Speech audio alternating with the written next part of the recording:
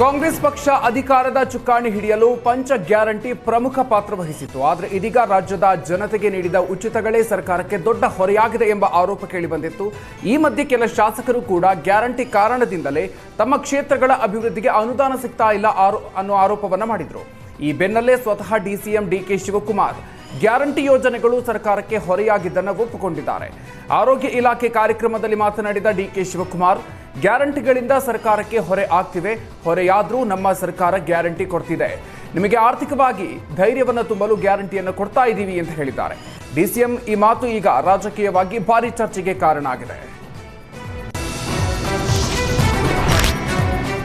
ರಾಜ್ಯದ ಸರ್ಕಾರಿ ಕಾರ್ಯಕ್ರಮಗಳ ಆಹ್ವಾನ ಪತ್ರಿಕೆಗಳು ಸಾಮಾನ್ಯವಾಗಿ ಕನ್ನಡದಲ್ಲಿ ಪ್ರಿಂಟ್ ಆಗುತ್ತೆ. ಕೆಲವೊಮ್ಮೆ ಕನ್ನಡದ ಜೊತೆಗೆ ಇಂಗ್ಲಿಷ್ ಭಾಷೆಯಲ್ಲೂ ಆಹ್ವಾನ ಪತ್ರಿಕೆಗಳು ಇರುತ್ತೆ. ಆದರೆ ಇದೇ ಮೊದಲ ಬಾರಿಗೆ ರಾಜ್ಯ ಕಾಂಗ್ರೆಸ್ ಸರ್ಕಾರ ಉರ್ದುವಿನಲ್ಲೂ ಕೂಡ ಆಹ್ವಾನ ಪತ್ರಿಕೆಯನ್ನು ಪ್ರಕಟಿಸುವ ಮೂಲಕ ಹೊಸ ವಿವಾದಕ್ಕೆ ನಾಂದಿ ಹಾಡಿದೆ. ರೋಗ ನಿರೋಧಕ ಚಿಕಿತ್ಸೆ ಹಾಗೂ ಆಂಬ್ಯುಲೆನ್ಸ್ ಸೇವೆಗೆ ಚಾಲನೆ ನೀಡುವ ಕಾರ್ಯಕ್ರಮದ ಆಹ್ವಾನ ಪತ್ರಿಕೆ ಕನ್ನಡ, ಇಂಗ್ಲಿಷ್ ಜೊತೆಗೆ ಉರ್ದುವಿನಲ್ಲೂ ಕೂಡ ಪ್ರಕಟ ಆಗಿದೆ. ಇದು ವಿಪಕ್ಷ ನಾಯಕರನ್ನ ಕೆರಳಿಸಿದೆ. ಆಹ್ವಾನ ಪತ್ರಿಕೆಯಲ್ಲೂ ಕಾಂಗ್ರೆಸ್ ಸರ್ಕಾರ ಅಲ್ಪಸಂಖ್ಯಾತರನ್ನ ಓಲೈಕೆ ಮಾಡ್ತಾ ಇದೆ ಅಂತ ವಿಪಕ್ಷ ನಾಯಕರು ಆರೋಪವನ್ನ ಮಾಡಿದ್ದಾರೆ.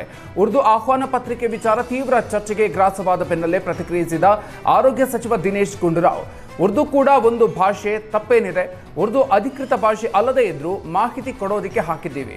ಹಾಗಾದ್ರೆ ಹಿಂದಿ, ಇಂಗ್ಲಿಷ್ನಲ್ಲಿ ಆಹ್ವಾನ ನೀಡಿದ್ರೆ ಓಲೈಕೆ ಆಗೋದಿಲ್ವಾ? ಉರ್ದುವಿನಲ್ಲಿ ಆಹ್ವಾನ ಪತ್ರಿಕೆ ನೀಡಿದ್ರೆ ಮಾತ್ರ ಓಲೈಕೆ ಆಗುತ್ತಾ ಅಂತ ಆರೋಗ್ಯ ಸಚಿವ ದಿನೇಶ್ ಗುಂಡೂರಾವ್ ಪ್ರಶ್ನೆಯನ್ನು ಮಾಡಿದ್ದಾರೆ. ಉರ್ದು ಭಾಷೆ ತಾನೆ, ಅಧಿಕೃತ ಭಾಷೆ ಕನ್ನಡ ಇದೆ ಸರ್, ಕನ್ನಡದಲ್ಲಾಗಿದೆ, ಕನ್ನಡದಲ್ಲಾಗಿದೆ, ಹಿಂದಿಯಲ್ಲಾಗಿದೆ, ಇಂಗ್ಲೀಷಲ್ಲಾಗಿದೆ, ಉರ್ದುವಲ್ಲಾಗಿದೆ. ಹಿಂದಿ ನಮ್ಮ ಭಾಷೆ ತಾನೆ, ಕನ್ನಡದಲ್ಲಾಗಿದೆ, ಇಂಗ್ಲೀಷಲ್ಲಾಗಿದೆ, ಹಿಂದಿಯಲ್ಲಾಗಿದೆ, ಉರ್ದುವಲ್ಲಿ ಮಾಡಿದ್ದಾರೆ. ಯಾಕಂದರೆ ಆ ಒಂದು ಜನರು ಕೂಡ ಉರ್ದು ಪತ್ರಿಕೆಯಲ್ಲಿ ಕೂಡ ಹೋಗ್ತದೆ, ಅವ್ರು ಓದೋರು ಇದ್ದಾರೆ. ಉರ್ದು ಪತ್ರಿಕೆಗಳಿಲ್ವಾ? ನಮ್ಮ ಬೆಂಗಳೂರಿನ ರಾಜ್ಯದಲ್ಲಿ ಉರ್ದು ಪತ್ರಿಕೆಗಳಿಲ್ವಾ? ಇದೆ. ಸೊ ಏನಿದೆ ಅದರಲ್ಲಿ? ಈಗ ತಪ್ಪೇನಿದೆ ಅದರಲ್ಲಿ? ತಪ್ಪೇನಿದೆ ಹೇಳಿ? ಏನು ಓಲೈಕೆ? ಈ ಹಿಂದಿಯಲ್ಲಿ ಬರೆದ್ರೆ ಹಿಂದಿ ಓಲೈಕೆನಾ? ಅದೇ ನೀವೇ ಹೇಳಿ. ಇಂಗ್ಲೀಷಲ್ಲಿ ಕೊಟ್ಟರೆ ಇಂಗ್ಲೀಷ್ ಓಲೈಕೆನಾ? ಅದೇ ಹೇಳ್ತಾ ಇರೋದು ನಾನು. ಕನ್ನಡದಲ್ಲಿದೆ, ಇಂಗ್ಲೀಷಲ್ಲಿದೆ, ಹಿಂದಿಯಲ್ಲಿದೆ, ಉರ್ದುವಲ್ಲಿದೆ. ನೋಡ್ರಿ, ಹಿಂದಿನ ನಾವು ಅಡ್ವರ್ಟೈಸ್ಮೆಂಟ್ ಇರೋದು ಜನರಿಗೆ ಮಾಹಿತಿ ಹೋಗ್ಲಿ ಅಂತ.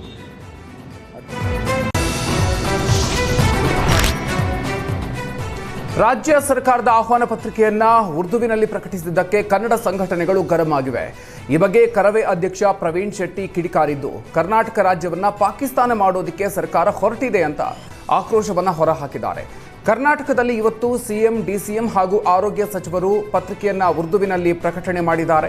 ಕನ್ನಡವನ್ನ ಇಲ್ಲಿ ಕಡೆಗಣಿಸಲಾಗಿದೆ. ಕೂಡಲೇ ಸರ್ಕಾರ ಎಚ್ಚೆತ್ತುಕೊಳ್ಳಬೇಕು, ಇಲ್ಲದೇ ಇದ್ರೆ ಕರವೇ ಹೋರಾಟವನ್ನ ಮಾಡುತ್ತೆ ಅಂತ ಸರ್ಕಾರಕ್ಕೆ ಎಚ್ಚರಿಕೆಯನ್ನು ಕೊಟ್ಟಿದ್ದಾರೆ.